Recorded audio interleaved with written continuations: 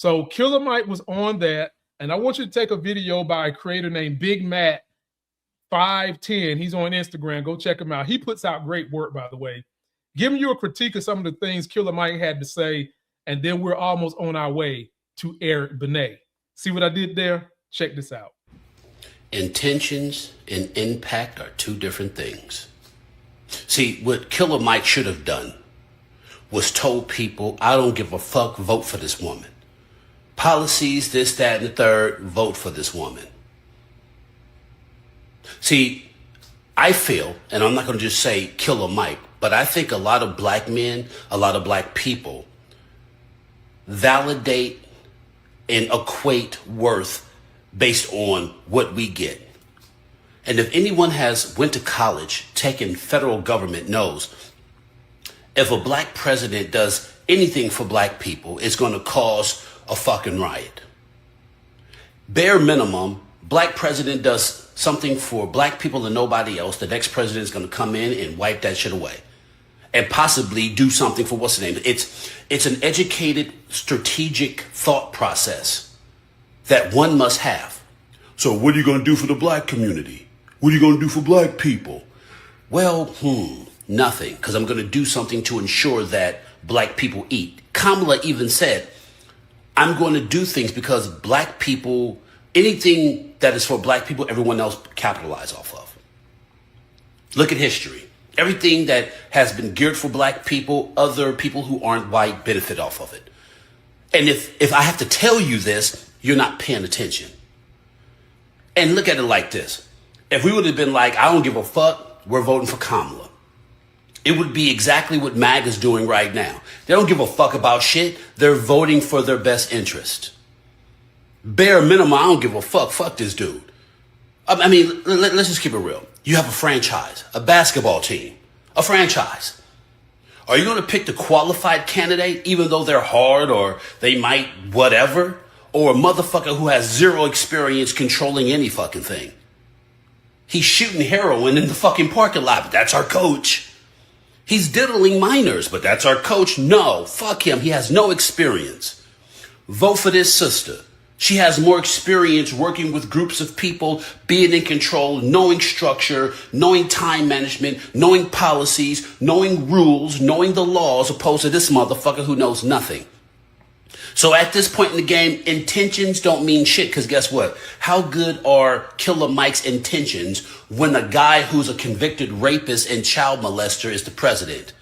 Nothing. It holds no weight. It holds no equity in the fucking present. His intention should have been telling niggas, vote for this black woman. That's it. That's all that matters. The I didn't mean to don't mean shit when shit's fucked right now. Appreciate your comment, though. Well, folks, he's right. And Killer Mike is not the only one on this bull job. What you got? Little Duval, he's on it. Homeboy, that's the quarterback for the Baltimore Ravens, he's on this bull job. And I think some of this, whether they want to admit it or not, they just didn't want to vote for a woman. And dare I say, a black woman. Because she did try to want it all, like he said, it almost seems like she was a prophet. And she didn't have to be a prophet because everybody knew Trump was going by that Project 2025 playbook. And all this shit is in there. Gutting voting rights, suppressing women's right to choose, taking away discriminating voting, taking funding away from public social programs so that rich people can have tax cuts. Everything was in there. Kamala didn't prophesize nothing. Kamala just paid attention to the data. And what hurts worse, when you have your own black people who constantly are telling you to, well, let me put it like this, Black MAGA. Black MAGA, let me take their perspective. They're always telling us that when we vote for Democrats, we're voting for the plantation. We're not doing research. That's what they always say. Who was more qualified for this job? Who grew up, had a background in law and politics? Trump or Kamala? That's research for your ass, Mr. Postman. But they won't admit that type of shit, will they? No, because they didn't vote for who would be most qualified for the job. They voted for who would make them feel better about the job. And some of them wanted to feel hate and not have a plate. And you dumbasses that voted for hate and ain't got a plate to eat right now, that's your fucking fault. So who are you hating on now?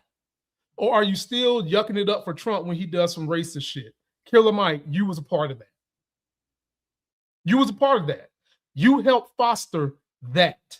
You and every other person who rode the fence. A good example of someone who's doing that right now, grifting, is Stephen A. Smith. He does this shit to a tilt. Does he have anything to worry about? Nope. That man just signed 4 years, $100 million. Probably on the low, he has moved conservative because he don't want to pay taxes. But it does not help middle class and poor when you have this size of an audience following you who's impressionable. And I have a problem with that. And maybe Killer Mike, I'm going to start calling him Ozempic Mike because he used to look like this. And now my man is looking like this. I think that some of that Ozempic, he lost some brain waves too. Maybe he'll get some of that shit back. But when you are a person who has reach and influence, you have a responsibility, whether you want to admit it or not. If you're going to make money off of your public appearances, you should be telling people the truth. Like, people should be able to be told by you something, they can Google it or they can chat GPT it, and what you're saying is the truth. Not bull jive.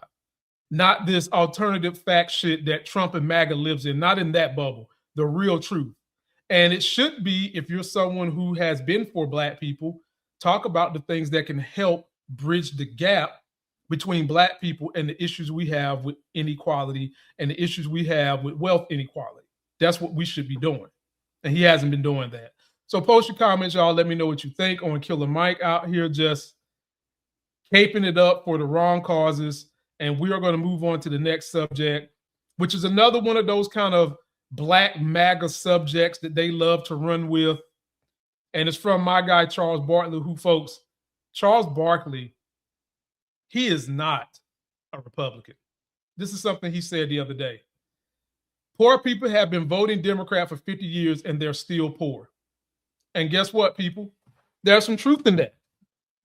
But you'll see that posted on Republican websites, and I'm going to put it back up here, and they'll try to get you to think that, yeah, that's why Black people should vote for Republicans. We've had Republicans and Democrats. The wealth gap for Black people hasn't been closed yet. So why the fuck would they vote for you, Republicans? At the very least, with Democrats, some of the fiery pits of hell that you have to step in to get this gap closer, Democrats have fought for it. Voting rights was a Democrat thing. Minimum wage has always been a Democrat thing. Healthcare has been a Democrat thing. And here's the problem, ladies and gentlemen, that people don't want to address, because MAGA folks who, dare I say, are not that educated, don't critically think, they'll see this line and that'll just be it. They'll just see this and they won't think what else entails policy.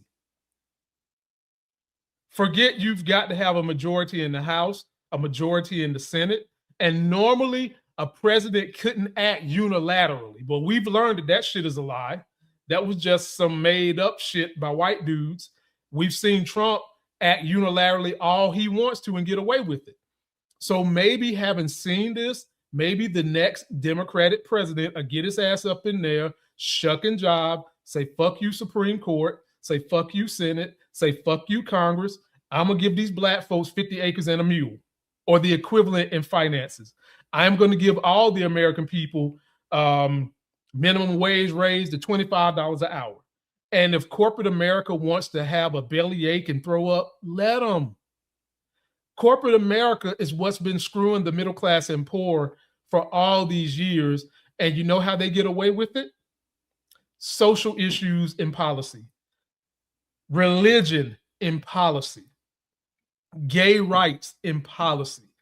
They find just the right thing to make those poor people who need something to hate something, and would rather vote for that than their plate. Keep in mind, hate and plate. That's the choice.